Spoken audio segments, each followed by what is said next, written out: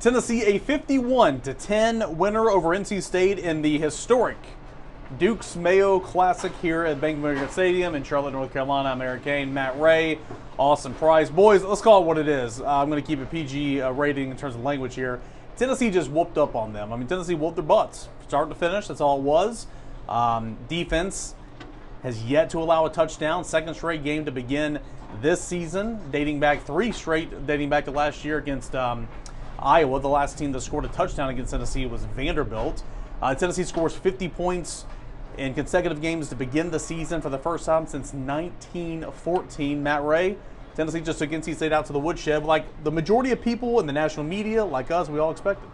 Yeah, and this game started for Tennessee exactly the way you didn't want it to start. I mean, NC State fed Casey Concepcion, drove down the field, but then come up with a couple of defensive plays, get off the field, and from there on Tennessee was pretty much in control. NC State picked up their first 3 third downs on that opening drive.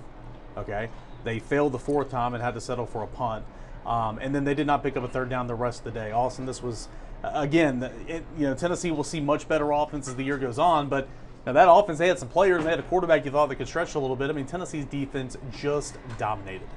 They did. They were fantastic. And again, we weren't sure what the rotation would look like. You knew Tennessee was going to play a lot of defensive linemen, but they rotate more now than they've ever rotated. I'm talking about mid first drive, and they're like, yeah, let's go ahead and just rotate. Well, I mean, at least with the D-line, I mean, you can, right? It's like, I mean, what a luxury it is. Like, get in there. Boo played a lot tonight. I mean, they were able to get, Jacoby Thomas in the game quite a bit. Obviously, Will Brooks had the big pick six. Just fantastic. And you look at what they did after that initial drive where they were, gave up 3 straight third downs. I mean, they were fantastic. And, after, they ran the little, kind of helter-skelter play to get Concepcion matched up out there in space, for that 30 or 40-yard gain there in the second quarter. He didn't do anything. Yeah. And it was just really impressive to kind of watch the adjustments be made. This is now 3 straight games where Tim Danks' defense has not allowed a touchdown. I mean, dating back all the way past the bowl game. Yeah, I just said that. Yeah, I know you did. I know you did. I know you did. I'm just reiterating it. I mean, it's wild to think of just like how far the defense has come. What you've seen is all the work they've done in recruiting and then developing is paying off because, I mean, they have legit guys. I mean, like it's really, really impressive to kind of see, that side of the ball do what they do. I thought the offense tonight had their C game, and you won 51-10. I mean, like that should be scary for everybody else. Yeah. I mean, like I get NC State maybe not as good as everybody thought. I think the ACC is just terrible. I mean, let's call it what it is. I mean, like, and again, don't get me wrong. I think part of the SEC, has not looked really good early in the year. I mean, Auburn with a terrible loss. Mississippi State looks god awful. Arkansas coughed one up today to Oklahoma State, and so on and so forth. But I mean, Tennessee looks every bit the part of a team that could potentially be sitting there, playing for the college football playoff, and just a couple months' time. And it all starts and ends with Tennessee's defense, which, again, is scary because the offense is going to come along. They're going to keep getting better. I mean, Nico had 2 picks tonight. One was on him, in my opinion. Although Josh did kind of say, he's got to understand when to eat it when, the quarterback, is getting, when your right guard is getting blown up. Yeah, I mean, it's a blitzkrieg there. And so, I mean, again, I think there's a lot of positives that come out of a 51-10 win for the coaching staff because it's teaching moments. Yeah, no doubt, and I agree with you in terms of the offense. I mean, C plus at best offensively, and you won 51-10. Running game was not a C+. Running game was Dylan good. Sampson was an A. And Deshaun Bishop played well, and Deshaun Bishop was a B+. Run game was fine, but I mean, overall, offensively, C plus at best, and you still won like this. Matt, I don't think it's because of what they did here, but they did come out, and for the first time in 3 years, we saw more 12 personnel, which is 1 back, 2 tight ends in this football game than any other game in the Josh Heupel era combined. And it's because they had that stack look. They thought that this would be a unique thing to where they can combat that stack look, that 3-man front. And plus, they've never been able to do anything like this before because they've only had 2 tight ends. Tennessee plays 3 tight ends, and they were in that 12 personnel formation a ton here tonight. But overall, just kind of sloppy. Didn't finish drives offensively. Max Gilbert, hell of a game. Heck of a game, right? Didn't finish drives, but to Austin's point, the run game was pretty good. Yeah, the run game was really good. Again, Dylan Sampson, I'm down on the field, I'm shooting highlights, and it just, you lose Dylan Sampson for a second, and then he comes out on the other side. And it's like, man, how many yards did he pick up? Probably 2 or 3. No, it's 5 or 6. Yeah. And then he's running through tackles. He's spinning off tackles. He has incredible balance. And I think when he gets that crease, you saw that later in the second half, he's gone. And you just wear defenses down like that. Again, Tennessee's passing game, felt like the interception for Nico, young guy. Oh, he forced it. Forces there was one like in 4 there. guys in there. Yeah. But again, if he's able to hold that football a little bit longer, Brew McCoy clears, and that safety's out of the picture. But, he gets it out of his hand, forces in there, safety's sitting on top of it, whatever. But at the end of the day, the passing game wasn't great. 8 different receivers caught a pass tonight. Yeah. One of them wasn't Dante Thornton, who led you last week with 3 receptions, 2 touchdowns, and over 100 yards. So the Tennessee offense, the passing attack, is only going to get better week after week, right?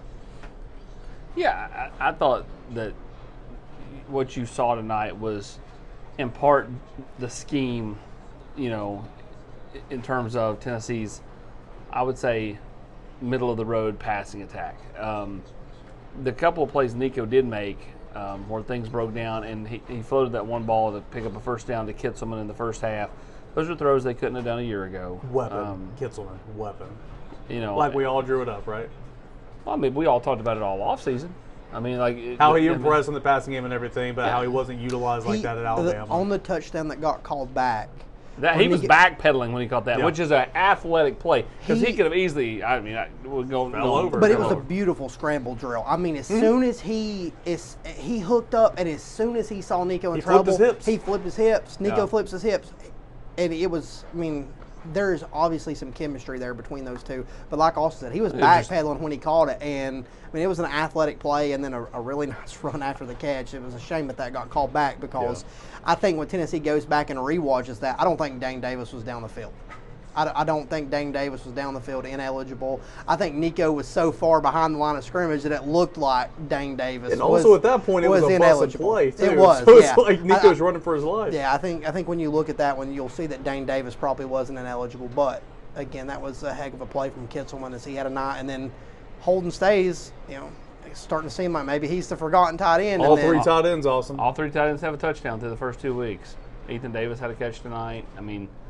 Again, I think that hampered the wide receivers tonight because of how they, used them. And then, some of those plays, they got one guy that runs a route and everybody else just kind of stands there. Well, if that guy that run the route don't get open, what's Nico to do? Now, that goes back to a little bit of inexperience. He's got to learn just to eat it. That's also hard when, you've heard all week how great you are. And not that Nico's sitting around reading Twitter because I don't think that's the case. But, I think he's aware that, last week he was dealing. So it's a little easier to kind of say, let's take a shot here. Let's go after this pin, to put it in golf terms. 2 plays I felt like Nico made tonight, bouncing back after some adversity for Tennessee. And Hype talked about his ability to bounce back. I think I said this earlier in the week. I think if you're Tennessee, you cruise 51-10 here. You wanted to face a little bit of adversity. Yep. Before you go on the road to Oklahoma in a couple of weeks, and they faced adversity. They faced adversity tonight too. It's a much different environment. You're on the road. It's going to be their first SEC game. Heupel's coming back. It's going to be a great environment. First true road game for Nico. First true road game for Nico. But I thought tonight, the first touchdown pass to Kitzelman that didn't get called back, I thought that was a really good play from, a play call from Josh Heupel. I thought Nico was really, calm, a little bit poised, didn't rush that, could have rushed that throw. And then I think a play that's probably forgotten is they scheme up, they get everybody out of the box, and they run Nico right up the middle. Yeah. He's looking back, looking to see where everybody's at. He could have walked in. I thought they had a couple nice schemes offensively in this game as we're talking about this. The tight end screen they ran twice tonight. I thought that's a pretty good looking play. You got one they ran to Holden Stays. You go out, then you come back in. Your center, guard, and tackle are up, blocking the linebacker at that point.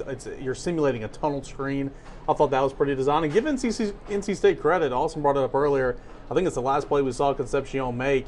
They had that swinging gate, whatever the heck they were lined up in. They were just trying to get confusion, to get one-on-one with Concepcion. Boot Carter was on there, and he was 3 or 4 guys behind him. But nonetheless, yeah, I mean, I thought it was good that Tennessee faced a little bit of adversity. I thought it was good that Nico faced some adversity. But they responded the right way, as they should. Now, let's look at I was going to say something. Let's look at let's go back to defense. I thought Joshua Joseph's Austin was everywhere tonight. I thought Bryson Eason was everywhere tonight. Keenan Peely, when he didn't hit the guy late, I thought had a pretty good game. Omar Norman Lott made some big plays early. Yeah, man. But I mean, I just keep going back to Joshua Joseph's, and we talked about him all offseason. And he'll be on Vol Club Confidential coming up Monday. It's funny how we plan that, right? I thought Joshua Joseph had a heck of a game. He played probably more snaps overall than Pierce, I would imagine. But I thought he did well, and along with a lot of those guys on the defensive front. Yeah, I mean, they played a ton of bodies. Joseph was disruptive. He was a pest to the North Carolina State, offensive line, and he was just effective. He altered what they did.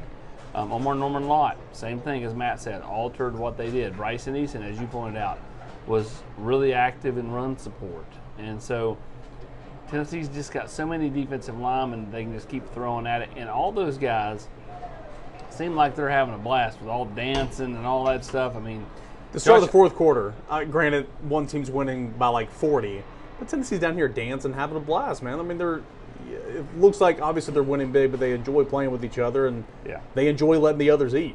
And nobody's enjoying your defensive line being good like Tennessee's is, like the linebackers, right? Yeah. And I thought tonight, Arion Carter lined up in a lot of different spots, made a lot of really good plays.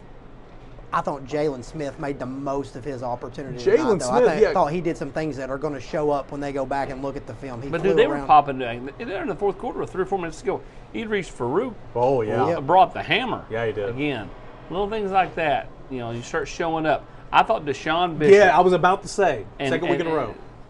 Yes. You're talking about. I'm talking about Nathan Laycock. Nathan Laycock doing it last week. I mean, his hustle to almost get there and tackle the guys he crossed was, I thought, just, again, that's the kind of stuff that, that the coaches like about him. And that was a reward for the coaching staff. Hey, man, you guys had faith in me. When Cam Selden out, you guys put me out there, got, what do you get? Number of carries. So he had 10 carries, 42 yards. Yeah, so 10 carries. 4 yards a pop. And he showed the hustle on a play that, could have easily, saved the touchdown. Yeah. So you said it last week, maybe, Eric, or Austin, you said it. His last real football game was the rivalry showcase. Yeah, baby. the rivalry showcase. You play UTC, that game's not going to speed up for you. You've been seeing speed. Tonight, the game should have, maybe been a little bit faster. No, good he point. remained super patient tonight, I thought. Ran really well, sees the field really, really well. Again, we'll kind of wrap this up. I mean, Tennessee just dominated. We'll recap it all day Sunday. We'll be on the rewind. We'll do rewatch columns and all that. I don't think we've mentioned it yet. Maybe in passing, but how great, and it's because of Joshua Joseph's. How great was it to see Will Brooks out there? He had a really good shot of that play. Joseph's giving pressure, jumps up. McCall has to literally get it over his hand, so he kind of lobbed it a little bit, and right through Will Brooks, and Will Brooks turns on the Jets and is not caught. Again, he's going to play a lot of football this year. He's going to get beat a lot at times. I'm glad he got that play. I think, and credit to him being in the right place, right time. Yeah, I mean, Joshua Joseph was a catalyst there, and Will Brooks made NC State pay for it. Almost had another one. Off a deflection. And the guys walking through the tunnel when he was doing media were all barking at him, talking to him. And I mean, everybody. Dylan Sampson was like, man, I'm so glad Will got that. I mean, because everybody sees Twitter, everybody reads stuff, everybody sees everything. It's impossible. I just think that continually goes back and shows like what type of locker room you have. Everybody on that team likes Willie B, and that's what they know him as. And, the kid just – what did he say in the postgame? Something about Jim – were you there? He said something. I was around, but I couldn't hear. The guy just puts his head down and works. He knows what's said. He's not dumb. Yeah. And I mean, that was again, you're right. There'll be at some point he'll get beat You know, I mean, that's what happens when you're in the secondary. You're set up to fail from the snap. So like guys like Jermon McCoy who continue to make plays. Oh, he had a good game. You know, and Ricky Gibson. I mean, first, you know, I think they're going to be elite at corner.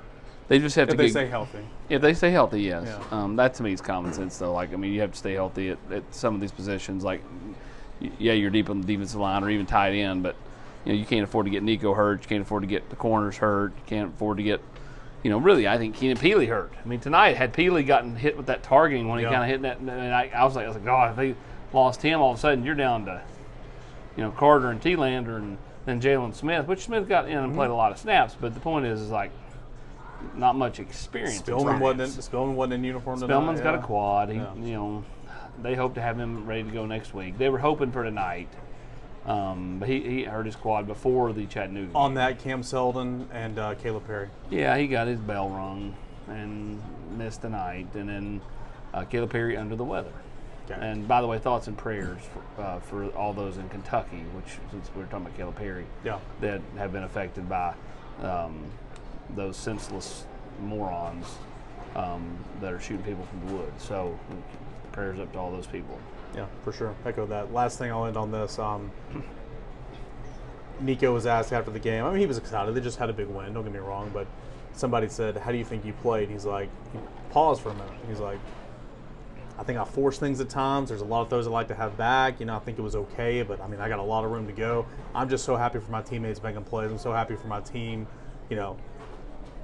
It's a much different answer than what we got from somebody in that position last year. I'll just say that. I mean, I love the way he answered that question because obviously, you know, stat line doesn't look horrible. He certainly didn't have a horrible game, but there's a lot of throws he liked to have back. I mean, he completed near 70% of his passes, yeah. but you know, again, those two he'd like to have back. Yeah. So, Tennessee demolishes NC State. Tennessee wins big, 51-10, the final score. Tennessee scores 50 points in consecutive games to begin the season for the first time since 1914.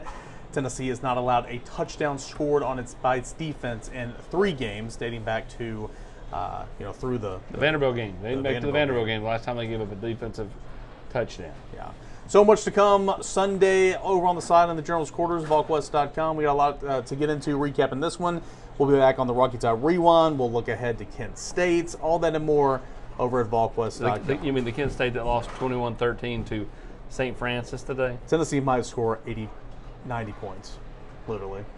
It might be Vols by 90 in that game next week. But we'll see it over at Neyland Stadium. We'll cover it over at Volquest.com.